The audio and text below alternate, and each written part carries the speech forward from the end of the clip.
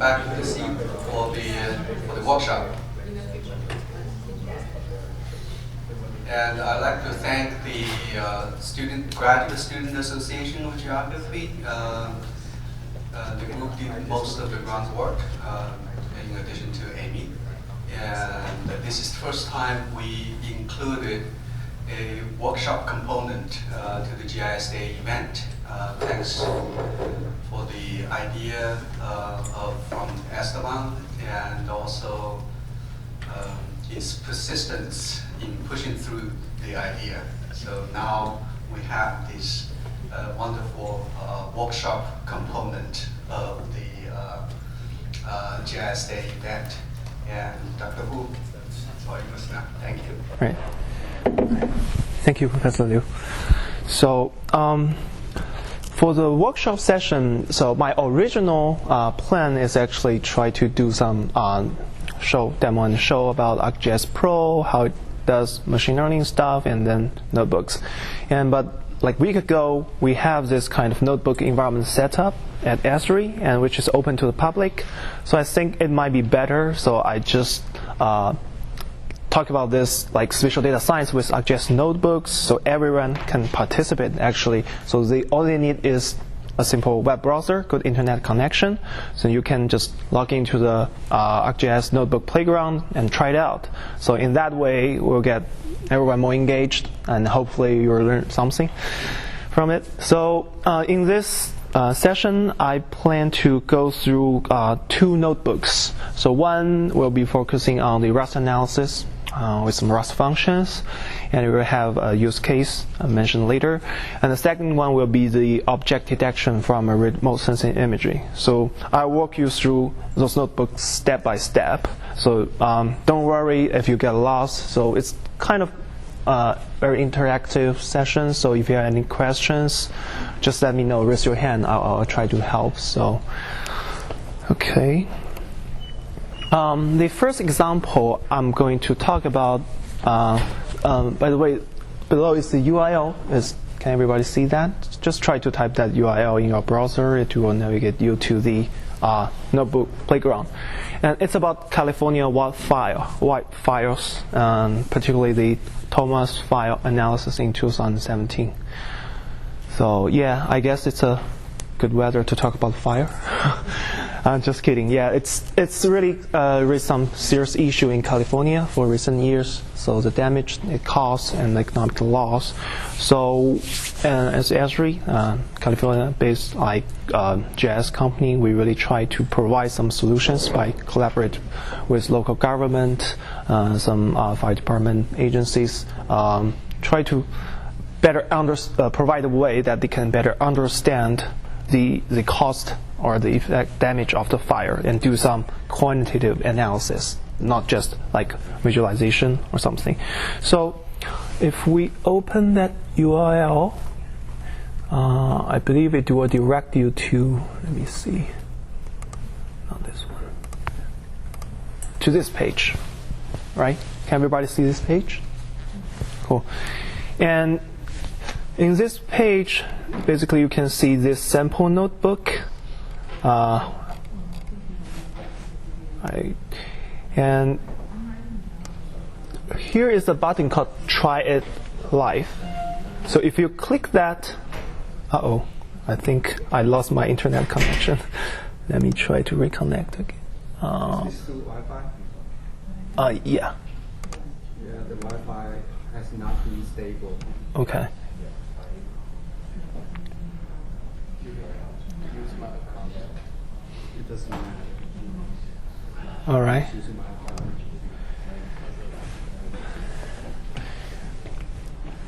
So if everybody have good internet connection, you should be able to see this kind of page. So it's actually you're connecting to the ArcGIS notebook server, so which is a server which is on Amazon but managed by Esri. And you will be creating a temporary account. So that's why you don't have to actually create on your own, but you can tell from this URL. You have the user with this weird kind of usernames, but you have all the notebooks samples here. Particularly, this sample would be the California wildfire.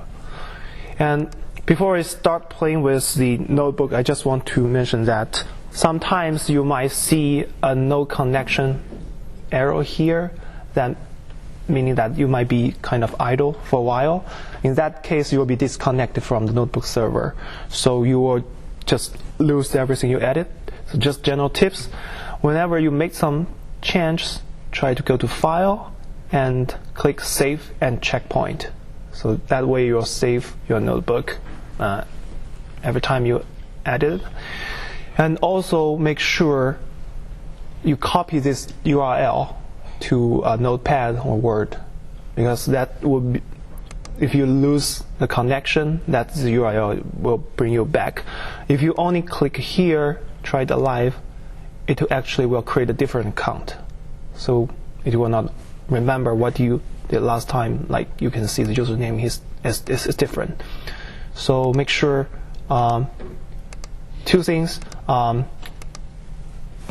Just copy this URL and remember to a notepad, and then each time we did some edits, try to save and checkpoint.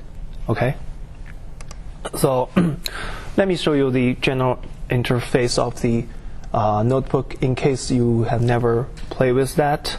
And I already mentioned briefly there are different types of cells, like code, where you can put your Python code, markdowns, and you can just do this heading, style, some narrative text. And this row MVC convert is not very commonly used, that you have like a LaTeX source file, you want to compile it, generate some PDF, nice presentation, but not really heavily used. And heading is that you can have different kind of title or subtitles. And you can, let me start it. You can create a cell by like select, for example, I'm currently selecting the heading cell, and if you go to the cell, you can insert a cell. Actually, sorry, let's go to insert. You can insert a cell above. So when this cell by default created, it's a code style. It's like Python code. And if you want to change it to a different style, you can just select a drop-down list from here. If you're trying to get a different heading, select the heading and maybe GIS day. And all you need to do after you type in your text, hit run, and it will be kind of a heading component. And whenever this blue bar is showing, that meaning you are currently select that cell.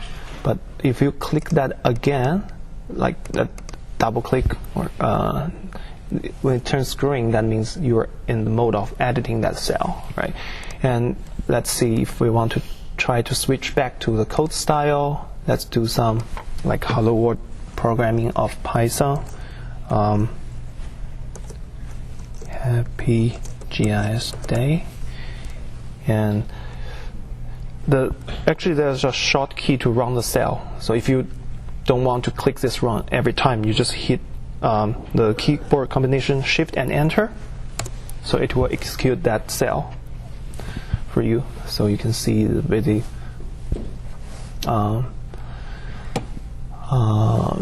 so you can put any kind of Python command here. It's an interactive Python editing session. Okay, now let's get back to this California wildfire use cases. So this Thomas fire was maybe a little bit background about this application. Is the Thomas fire was a massive wildfire that starting early December in 2017 in Ventura and Santa Barbara counties, and it's at that time it was the California's largest fire ever, and we know that. The year after we have that Camp fire, which is also a really kind of massive destructive fire. But for that one in 2017, it's really kind of an issue. And that fire was only fully contained by, I remember it's January 2018. And in this test case, we want to use some remote sensing image, try to compare what happened before the fire event and in the middle of the file event. And let's get started. So for the first Python cells, what it only does is we try to import ArcGIS package, and we try to import a specific object called the map layer. Okay, so we can just hit run or shift enter to execute that command, and then we will try to connect to a playground. So this playground is actually a portal URL where you can get all the data of the your remote sensing image of the file and some other GIS items. So in order to connect to that, there's kind of minor update to the playground address. You have to edit it a little bit. So it's not python.playground.esri. It's not called Python API.playground.esri.com/portal, and the user account and the password stays the same. And you hit run. Okay, now let's save it, just in case I lost the connection. Okay, so now we have created a GIS object here. So this GIS object will have some information about the portal you're connecting and your user information. And now let's just go through. So if you have any questions about the code, we'll go back to here. If you have any questions, it's kind of, we'll just start with some different building blocks, try to build the story. In the code section here, we try to import everything, the function methods from this IPython widget library. It just enable you to better kind of presenting your maps. And we got the map layer type from the post file. And here we also define function. We try to render the map side by side.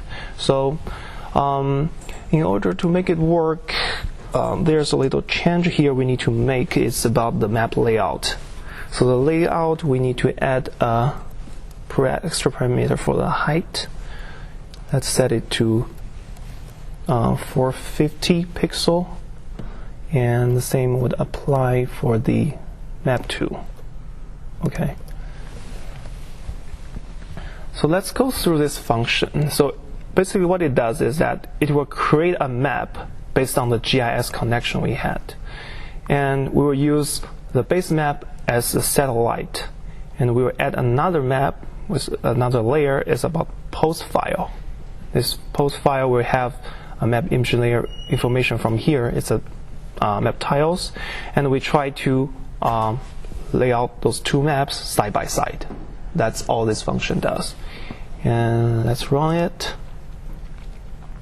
And now if we call this function by specifying a location, here would be the Montclair Drive in Ventura County, California, then we will be able to see the side by side view.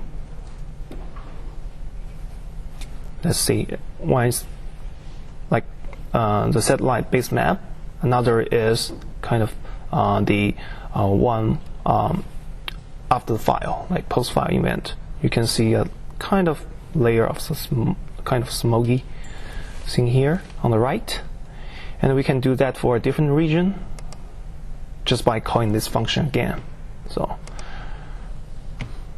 So by comparing these two maps, you can see some damages on the green structure here. Not very clearly, but we will have a better picture showing later. So this gives you some general information of how you achieve a base data, like a base map from your GIS portal connection, and you add a layer about the post file, and you compare side by side. Let me do a save again. Okay. So now we want to do more kind of quantitative analysis. We want to bring out multispectral remote sensing image. We will use this Landsat image, so which has multi-band spectral band information, and particular band information will help you extract information of like the smoke and haze of the file in a more obvious way.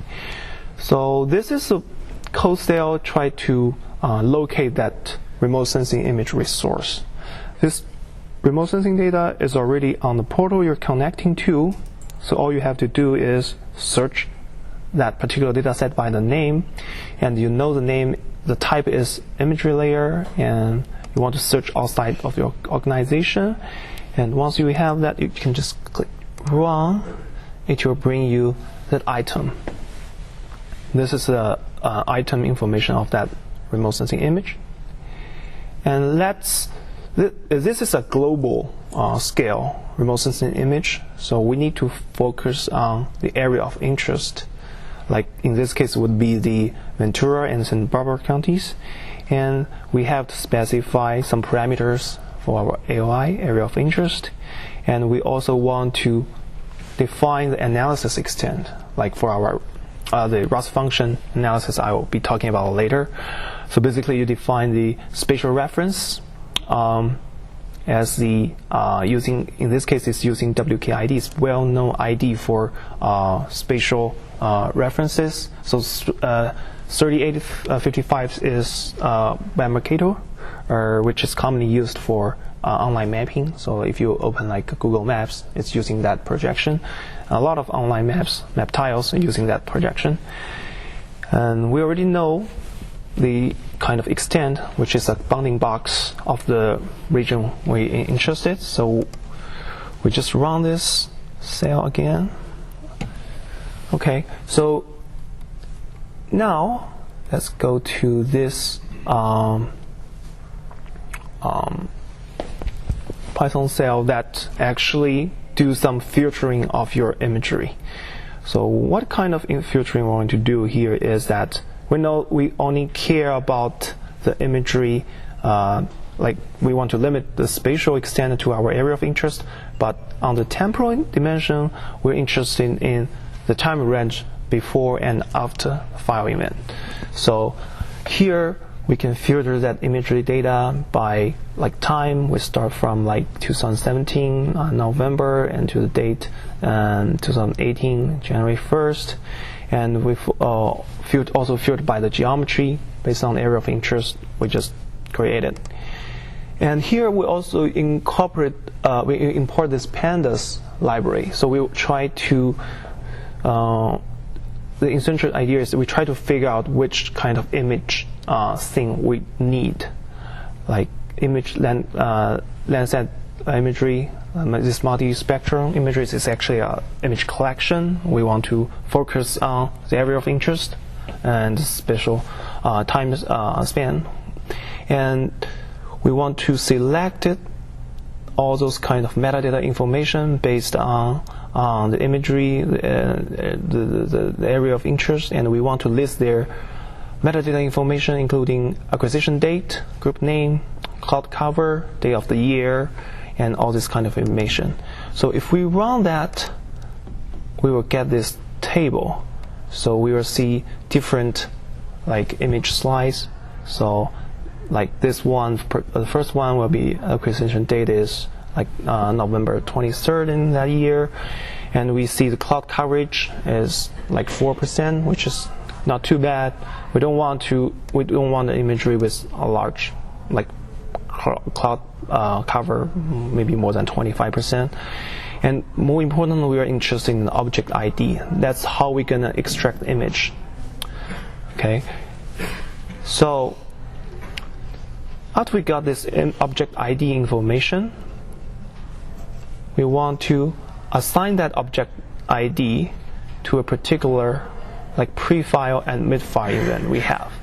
So let's see, we want UIUC November 23rd as our pre-file image. So we need to update the object ID here actually.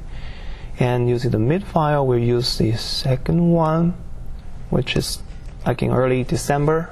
Okay, so we also need to replace the object ID here. Let's save it again. So if we run it,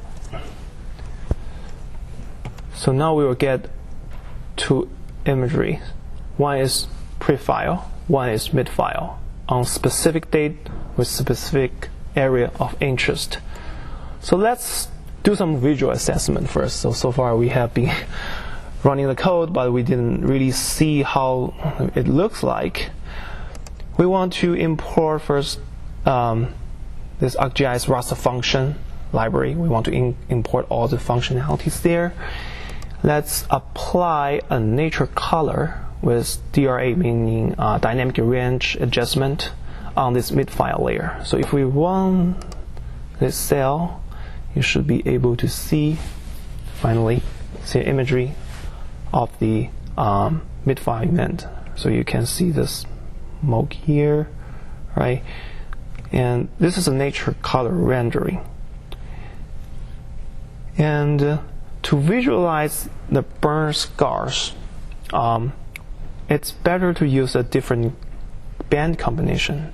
You know, with nature color, we use like red, RGB, red, green, blue band. But for better visualization of the burn scars that can improve the visibility of the fire and burns, this band combination will really push for further about this like a shortwave infrared range of the electromagnetic spectrum. So it's some kind of remote sensing theory that you can use this kind of 6-4-1 band combination to kind of contrast where those smoke and haze are happening. Okay, so the function we need to do that is called extra band. So we call that extra band, we specify remote sensing image, and we define the band combination, and then we should be able to see the effect. As you can see, compared to the natural color rendering, those smoke and haze are kind of more obvious with this band combination. Right. So this is mid-file, and let's also see the pre-file. Pre-file, pretty much it's mostly clean.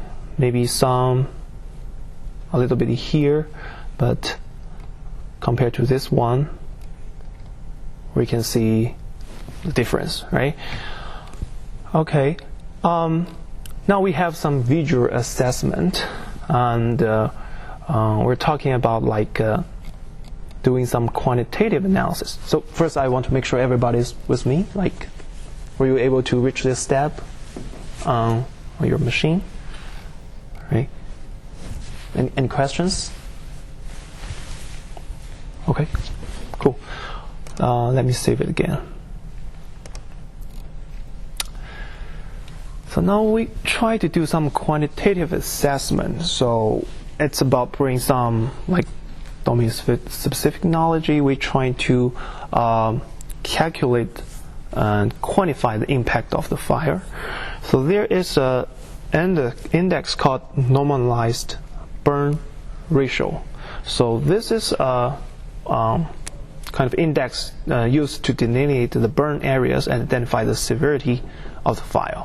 So you might heard the index called NDVI. How many of you heard about NDVI? So yeah, so it's called like normalized difference of the vegetation index. It helps you to. Oh, there's a question. Yeah, you're getting an error very at the beginning of the notebook. It's related to the login, probably. I don't know if at least 3 of us get the same error. The timeout. Does it say like no connection, or it's try to reconnecting? If it's just like an arrow highlight in yellow, that might be fine. But if it says timeout or like timeout error. Timeout, is that in yellow or red box? It's an error. It's not a warning. It's green and red. Okay, then if it's red, then you have to refresh the page if you already save. So it's just try to refresh if you try to reconnect you to the kernel.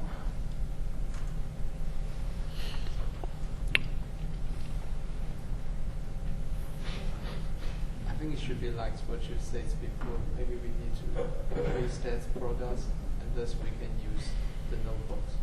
Yes, but it's fine. Yeah.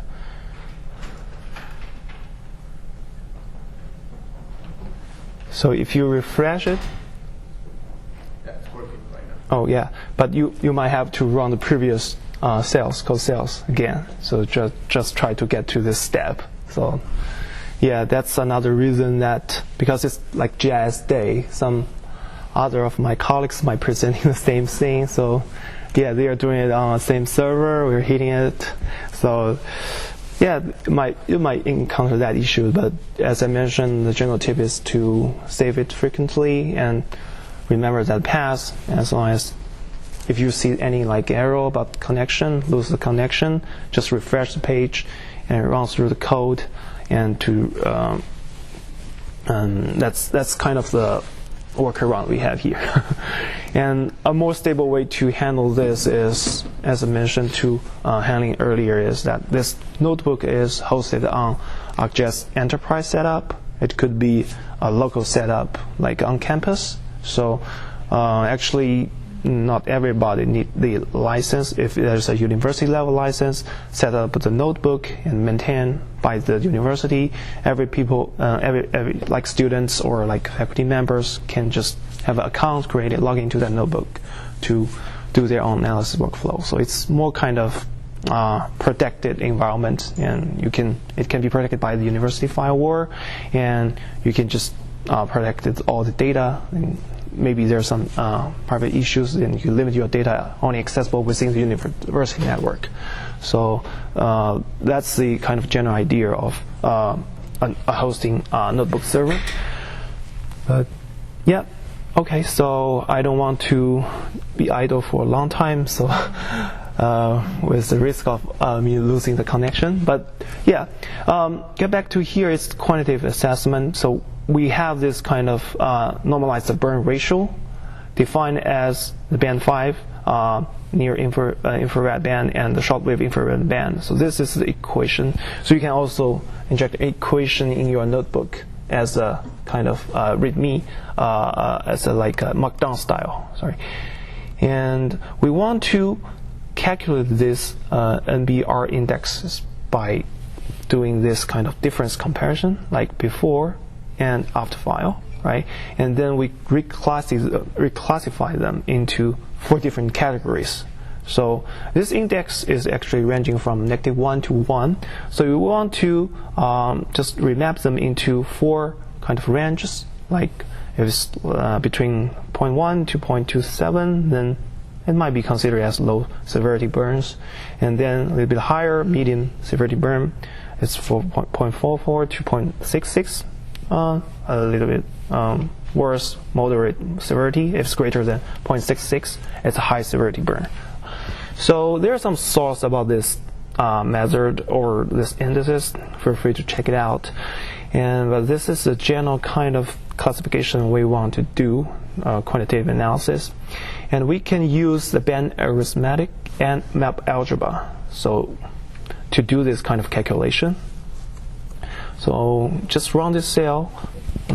I think it's pretty much self-explained. Like you calculate the prefile band combination using the equation. So, and we calculate that, do the same thing for the mid file, okay? And we calculate the difference. So those are actually raster data, and you can see you don't actually require some ArcGIS software to do this raster calculation. Usually, we have to bring the data into the like desktop software and incorporate the data, open the toolbox about like raster calculator to do the calculation. But you can see from notebook it's pretty easy, and they are all just kind of following the fashion of like arithmetic. You can just apply those plus, minus, or if you have more complicated algebra operations, you can do it in a more kind of simple way. So after that, what we do is to remap, as I mentioned, remap the difference into the 4 new categories. And here we'll also define a color map. So we want to render it in a more nice way, right? For those 4 categories, we want to render them. So you can see the code here actually represents the RGB. So if you want to do it in a different kind of color scheme, you can just change the value here. Basically, 4 is the category. So you can see these are 4 categories. For each category, you define 3 values about RGB, and also you define the no data value range, because the actual range is from -1 to 1. You don't consider -1 to 0.1 those data. So those will any value falling into that range will be considered as no data. So that's basically what this code does.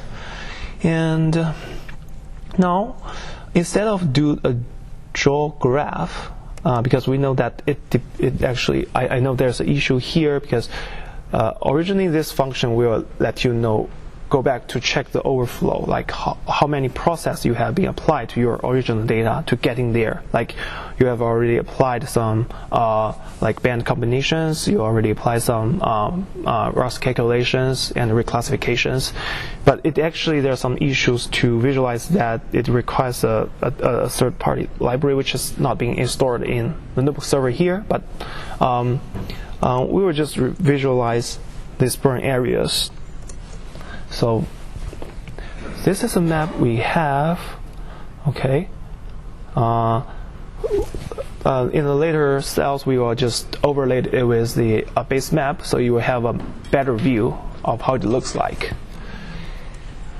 And another important thing is, once we get these burn areas, we're interested in calculate the area that has been affected by this event, right?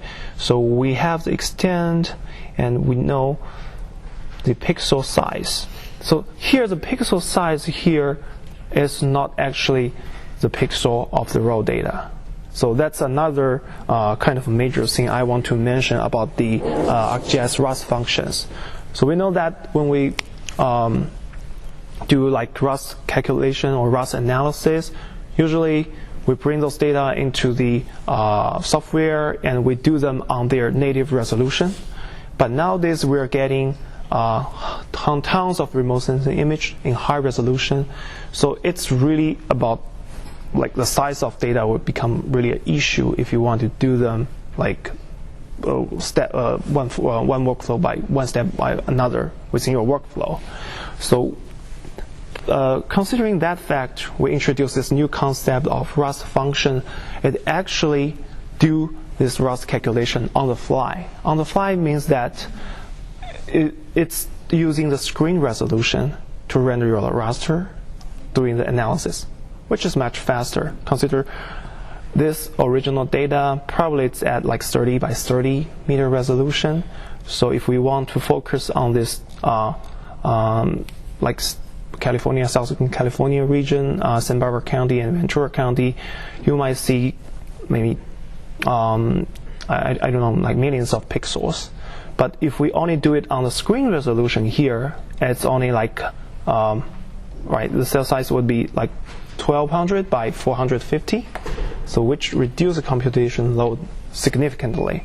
So once we build the workflow, we apply those Raster functions, so you can have some immediate response about what your raster will be processed look like. Once you are satisfied with the whole workflow and you apply it to the native resolution, I mean the original data's resolution, and that saves you a lot of time, especially if you only want to do some exploratory analysis on your Raster data. Okay, so for this particular cell, you're trying to calculate the screen cell size, and based on that, you want to get the area information, create the histogram, and let's just run to report this.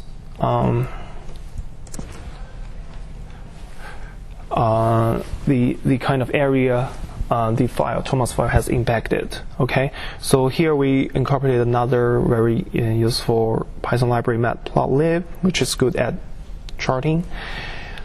So we have 4 categories of area impacted. So as you can see, the pie chart will give you an better representation. So you have most area identified as low severity, and some higher, and some medium, and maybe less moderated. So that gives you a general idea. You can present this to maybe local agencies, government officers to quickly give them a general idea about assess the damage. Now let's overlay those two layers by visualizing the burn areas better. Okay, let's do this one. So this will just create an interactive map widget. So with a base map around this region, so we were centered at this Carpinteria town, and we will add those two layers, mid-fire and burn areas. Okay, so you can see those two layers got overlaid. Let's just focus on some region here. You will see some like burn severity area evaluated over the ocean. Actually, those are kind of based on the smoke and the haze. Those are not really contributing to the damage caused on the inland. So you might exclude that in your actual analysis by applying a filter, something, right? And this is a real kind of visual assessment of the fire situation, about the damage. Okay, so how about, can everyone achieve this step, like to this stage? Luckily, I don't have any kind of connection errors. I hope you're all kind of can get to this step so far. So this is a basic example I want to show at first about how this like a GIS notebook works, how you can bring spatial data in a more kind of easy way, and we can combine all this narrative text, coding, charting, map visualization together. So for this particular example, I'm gonna just stop here, but you can see the follow-up code is just trying to convert this into a feature and then do some like further impact assessment. For Esri, we have a layer called geo enrichment layer where you can just overlay like geometry, like a polygon, and then you can see what are the social economic factors within that polygon. So if you have a polygon of the damage of your file, then you can quickly reevaluate what would be the kind of social economic aspect of the impact, right? See how many people, the distribution of the demographics are impact, and those kind of analysis. So this is for the first example. So any questions, comments? Okay. Right. So. I have a question. Sure. How this analysis could be done by the SQL? You mean SQL? SQL? You're talking about the database language, or? It is done by the Python programming. Yeah. But could it be done by the SQL in ArcMap? Yes. The query builder. Is SQL, you're talking about the database query language? Is that the SQL you're talking about? Or?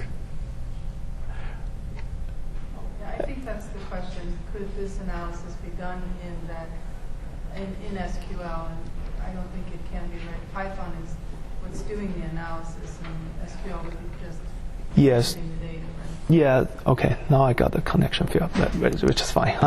I'm sit down. Yeah, so for SQL, it's more about language that you can extract information from existing database, right? You can, if your task is to query like spatial data and do some spatial data filtering, and then you can do SQL. But if you want to do that in a notebook environment, you might need to first use some like external Python libraries that you can just that will understand your SQL language, because it's different language. There's a lot of Python packages you can do that, help you connect to a database like MySQL or Postgres. those kind of database, right? And then you can extract data and put them. If it's spatial data, you can also put them into some spatial analysis or visualization in notebook environment. But for this one particular one, yeah, it's purely Python, and you can see some of this processing are like Rust processing are happening actually on the server. So mostly on the fly, as I mentioned, through the Rust function on the fly. Actually, they just apply the transformation on the pixel level, so you don't see it's not like a long process as you commonly see in ArcMap or ArcGIS Pro, right? We're not doing any like native resolution calculation here. We just try to do some exploratory analysis, and once there is like you're satisfied with workflow, there's a way you can persist your data to native resolution. But yeah, that's hope that answers your question. Okay, so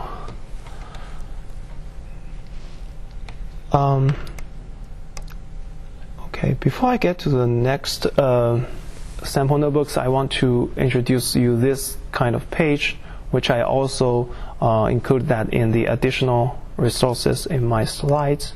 So this sample page has kind of all sample notebooks prepared by Esri people to solve different category of problems. You can see some geographic analysis of the flood. Let me see. Okay. Yeah. Right. Yeah. So we structured it a little bit so you can see the whole story. Like you can, in this case, you even have like video plugged in, and some feature kind of mapping, right? I've been talking about raster, but you can also visualize features, doing some feature analysis, right? And if you're interested in some specific category of the problem, you can just go to those samples. And also, what I would like to mention is that you can actually do this analysis in Python, just original Jupyter notebook. It does not need to be a ArcGIS notebook in case you don't have a like notebook server setup. So what the key part would be just import this ArcGIS library. So that library is open source. So basically, it's not like ArcPy, right? You need to install ArcGIS Pro or ArcMap to use that library. This is an open source library, so you can pretty much just deploy it, use any Python package management to install that, and you should be able to use any functions within that. But you need also, but one limitation is that you still need to connect to your portal environment, as I did here, is connect to like a Python API playground to perform your analysis. That's the only requirement. But you can also do that in Jupyter Notebook too. Okay.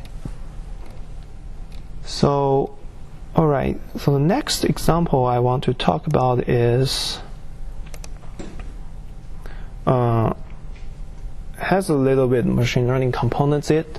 So we will have this counting features in satellite image using scikit-image. It's a third-party library for image detection. So you can also open the notebook by clicking that short URL.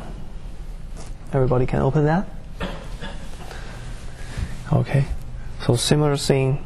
Let's try it live.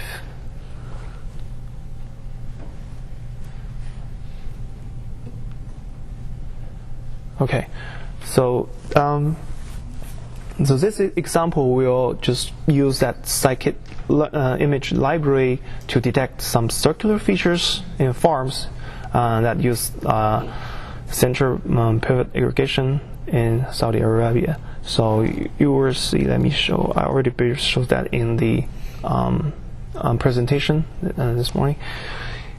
You see those kind of circular patterns, like on the flight here. I see some in like Midwest, in Kansas. You have this center pivot irrigation system, so which is more efficient for irrigation, I guess, by using this pattern. And the task is that from remote sensing image, can we get a count of how many those kind of blobs are there in one kind of image segment. And to do that, let's try to do that in ArcGIS Notebook. And first, we'll use, in this case, we will not connect to like portal environment. We will just try to connect to ArcGIS Online. So how many of you are familiar with ArcGIS Online? Right. So ArcGIS Online is kind of open platform to publics and organizations, so they can just upload their data, share their spatial analysis stories as items on the ArcGIS Online. And there are some good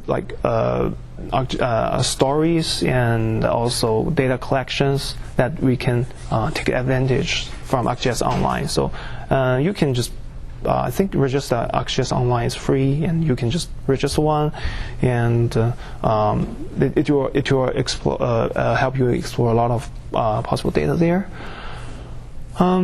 So the first step here we will do is still like we need to import this library ArcGIS, and particularly want to import this GIS thing. It will help. What it does is actually create a connection, in this case, a connection to ArcGIS Online, not the playground. And there we will try to search data. So we will try to search the Landsat, we have been used many times, and Landsat multispectral image. I believe if we search this way, it will direct me to a different data set. So let's try to modify the title a little bit. We want to narrow down our search with the exact match title, Landsat, probably should call it multispectral Landsat. And it will be imagery layer. Okay, so let's see. The reason I put an index here, if I can show you that, like if I don't have this index, what it will return is a list of data set.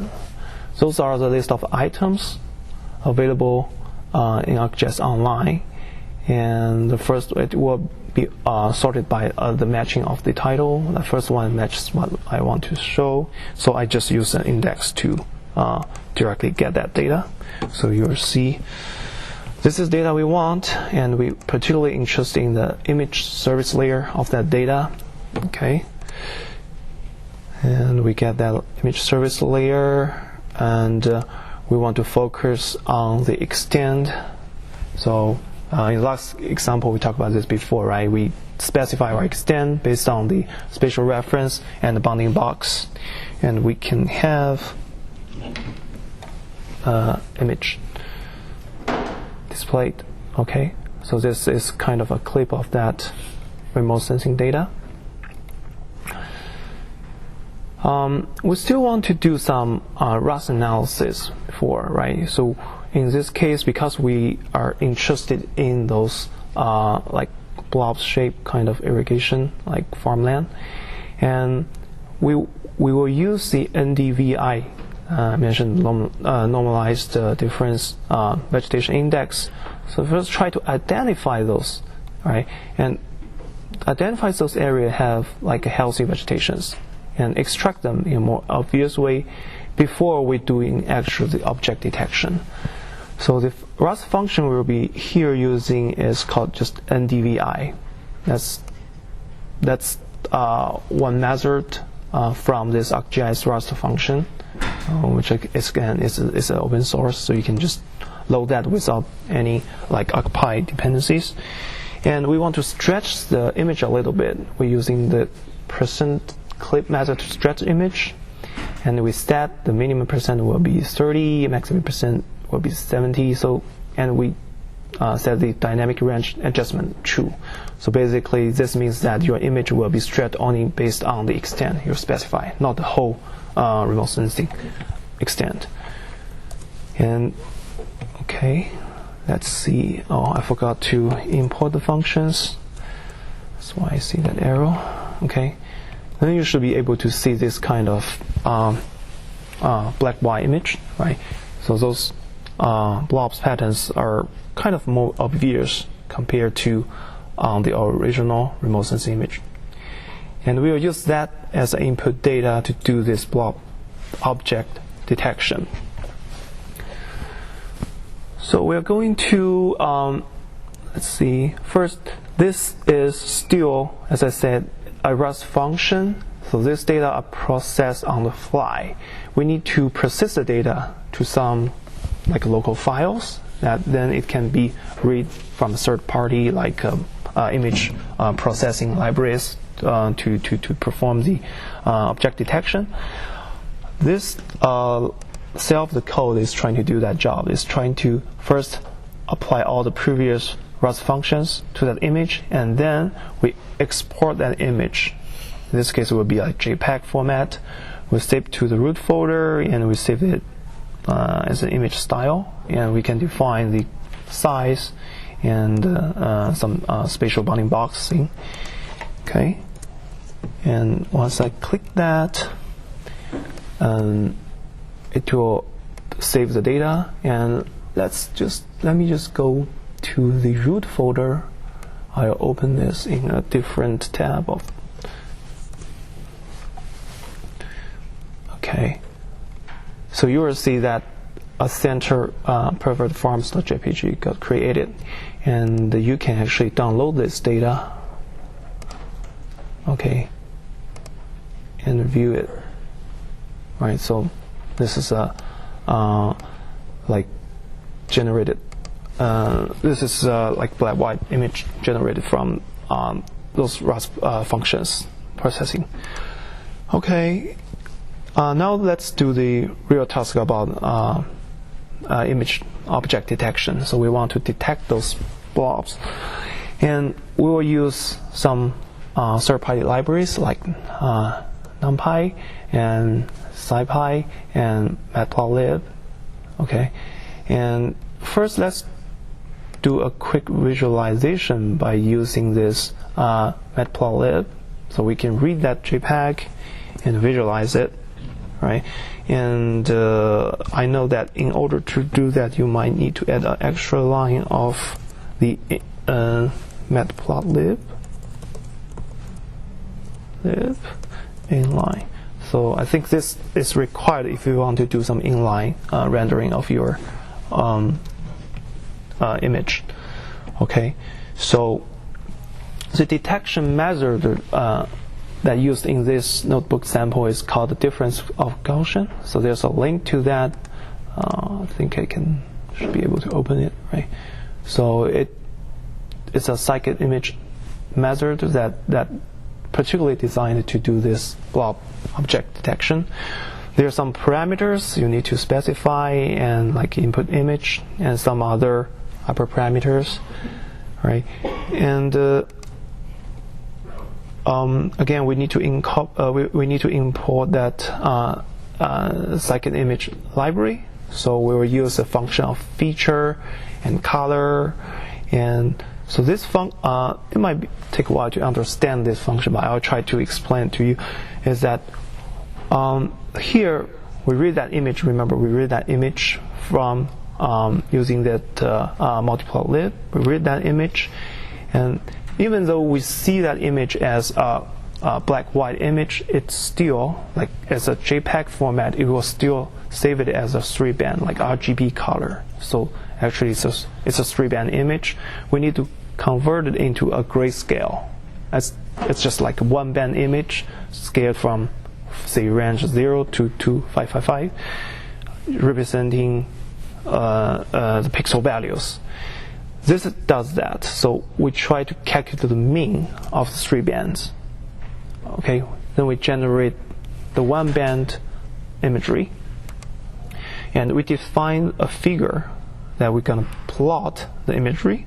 We add that subplot, and this is kind of the breadboard part of this whole example. We call the feature blob detection method, difference of Gaussian.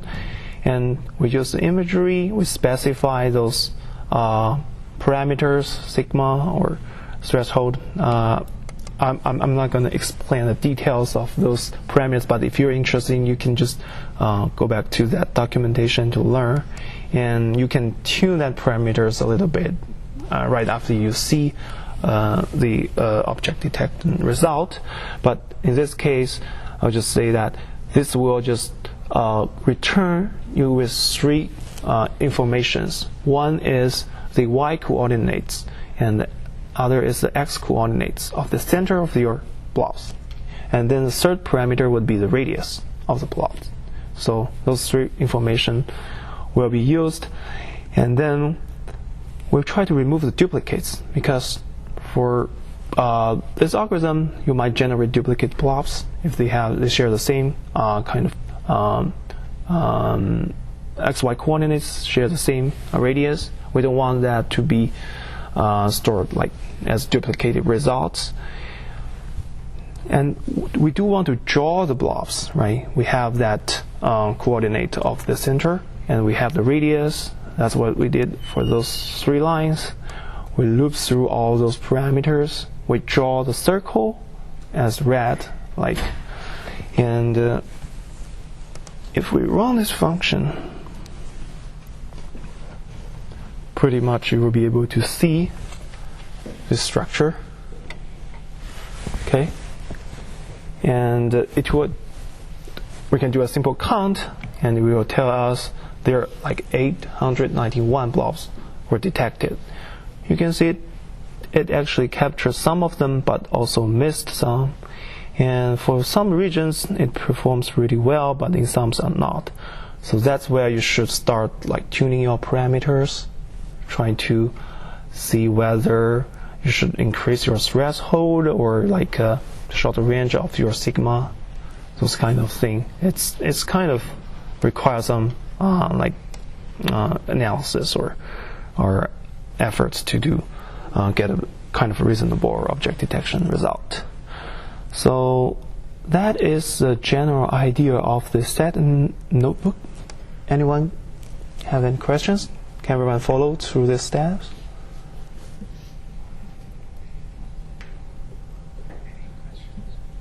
So, do you have some, like the Word documents, like the Google Earth engines that can introduce all the functions in the ArcMap notebooks? Do you have any available source related to that? Yeah, that's a great question. So, as mentioned, like for both of the two notebooks, we have this ArcGIS package, right? We require that ArcGIS package. So, I believe on the resource page, let me see. Okay, this is a block. Give me a second. So, if you can just Google search ArcGIS. ArcGIS Python API.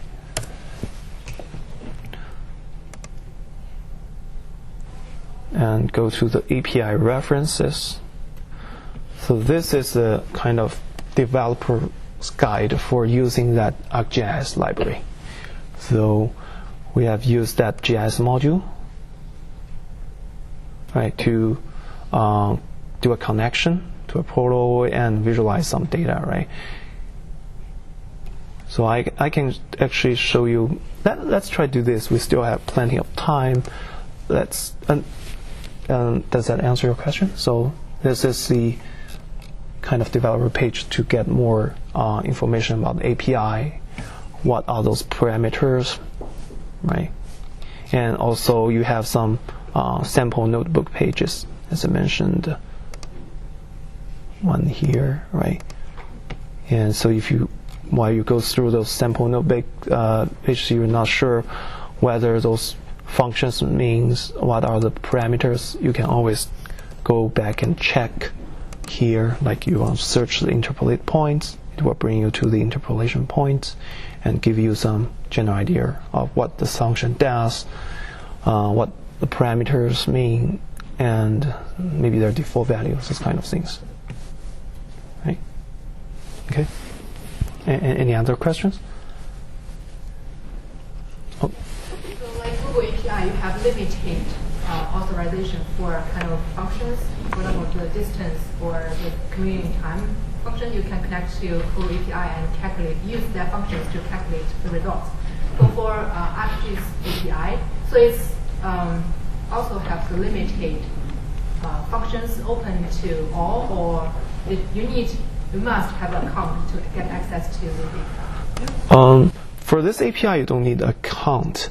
And for use that function, but as mentioned, you need to connect to like enterprise environment. It could be your local portal setup or ArcGIS Online. You know that ArcGIS Online is free, right? So if you want to use ArcGIS Online and analytical capabilities, so there's really no limitations. But there, we provide limited capabilities for ArcGIS Online. It's not a whole kind of two-set exposure in ArcGIS Online. But if you set up your own like ArcGIS enterprise environment, so which requires commercial license, then you will have really kind of a powerful, kind of equivalent tool sets compared to when you are using like that desktop ArcGIS software. So we don't have limitation for using this kind of package. The limitation really relies on the backend portal you're connecting to. Okay, so if we want to take advantage of this API, our university need to purchase that license and set up a server, and we can get access to all these functions. Right. So if you want to have your own organization's portal account, you can do that. Otherwise, you can just connect to ArcGIS Online. So, yeah, let me just show you a quick way to create a new notebook. I guess I can just do that, right? So, as I mentioned here, this is the way. Here I'm trying to create a new notebook. Okay, so this is the way you connect to ArcGIS Online. So whether you can get a lot of data shared by other peoples for free or shared by within your own organizations, and let's just try to create a map of maybe Cincinnati and add like a remote sensing imaging layer there. It's pretty easy to do so, and all we need to do is create a new variable called myMap, where it goes to this ArcGIS Online .map, and we specify the area of interest. So we don't need to remember the geographic coordinates, just do natty Ohio, and we visualize that. Okay,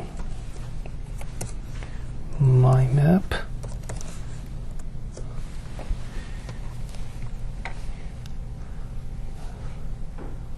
Okay, so you should be able to see a base map window here, right? And if we want to search some data, like we'll do similar thing by copy this example.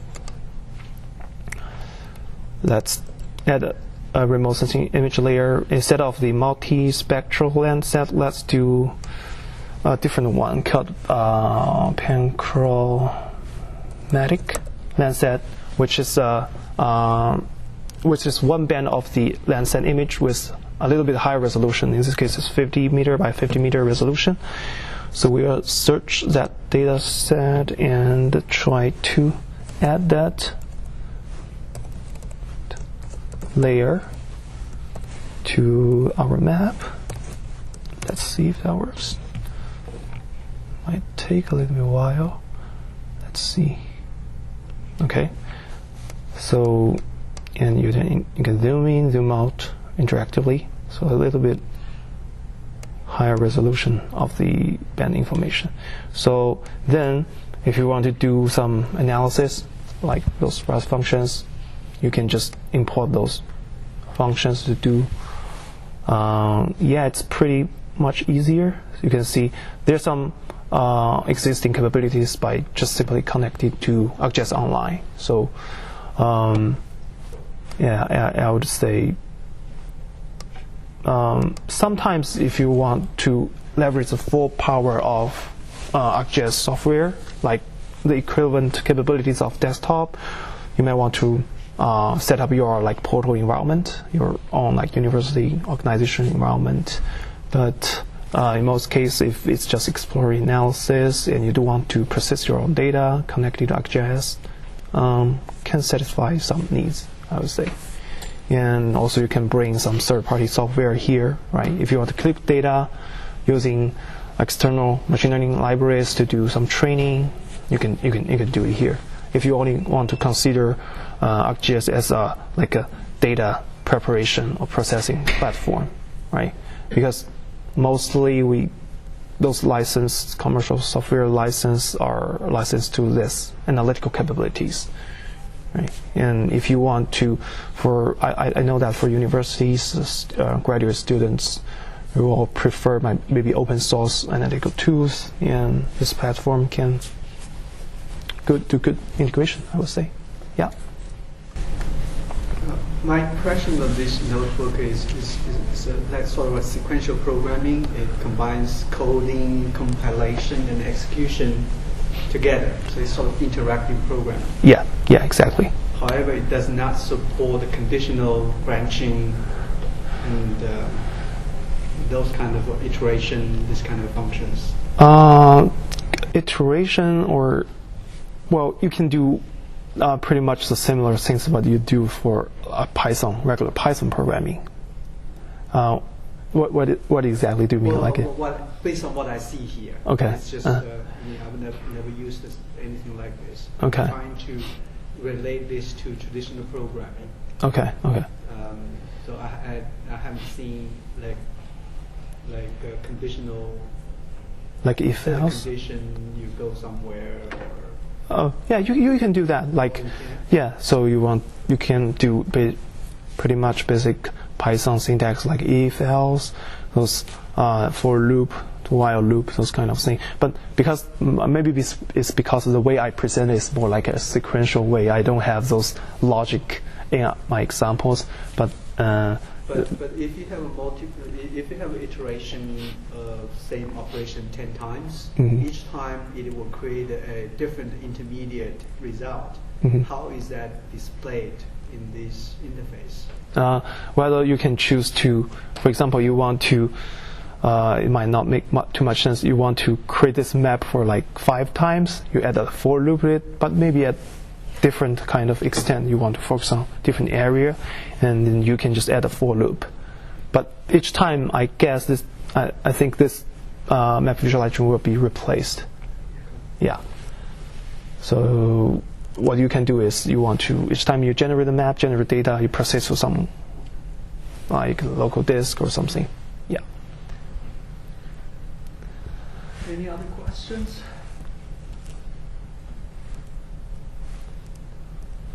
Maybe we're all hungry. Well, lunch is here. Thank you, Dr. Hu. Okay, sure. Yeah. Thank you.